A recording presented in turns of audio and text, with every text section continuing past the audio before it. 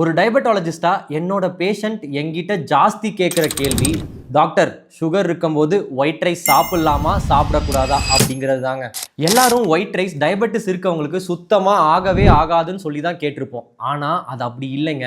ஏன்னு தெரிஞ்சுக்க இந்த வீடியோவை ஃபுல்லாக பாருங்க. இந்த மாதிரி யூஸ்ஃபுல்லான ஹெல்த் இன்ஃபோக்கு ஹெல்த் ஈஸியை மறக்காமல் ஃபாலோ பண்ணிக்கோங்க. டயபெட்டிஸ் இருக்கவங்க மோஸ்ட் காமனாக நினைக்கிறது என்னன்னு பார்த்துட்டிங்கன்னா, ஒயிட் ரைஸை கட் பண்ணாலே சுகர் கண்ட்ரோல் ஆகிடும் அப்படின்ட்டு. ஆமாங்க, ஒயிட் ரைஸ் சாப்பிட்ட உடனே சீக்கிரமாக டைஜஸ்ட் ஆகிட்டு சுகர் ஸ்பைக் டக்குன்னு வரும் தான். இதில் ஃபைபர் கண்டென்ட்டும் கிடையாது. So high glycaemic index food தான். இதெல்லாமே உண்மை தான், நானும் ஒத்துக்கிறேன். ஆனால் இதை விட இன்னும் சில உண்மைகளை நான் உங்களுக்கு சொல்கிறேன் வாங்க.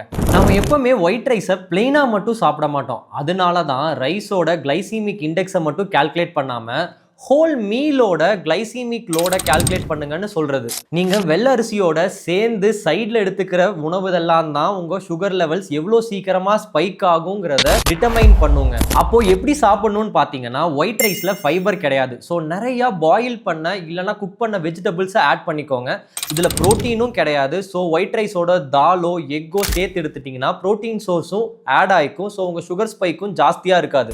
ஸோ ஒயிட் ரைஸை போர்ஷன் கண்ட்ரோல் பண்ணி அளவாக எடுத்துக்கோங்க. அது கூட நான் சொன்னது எல்லாத்தையும் எடுத்துக்கோங்க. உங்கள் சுகர் லெவல்ஸும் நல்லா ஹெல்த்தியாக பேலன்ஸ்டாக இருக்குங்க.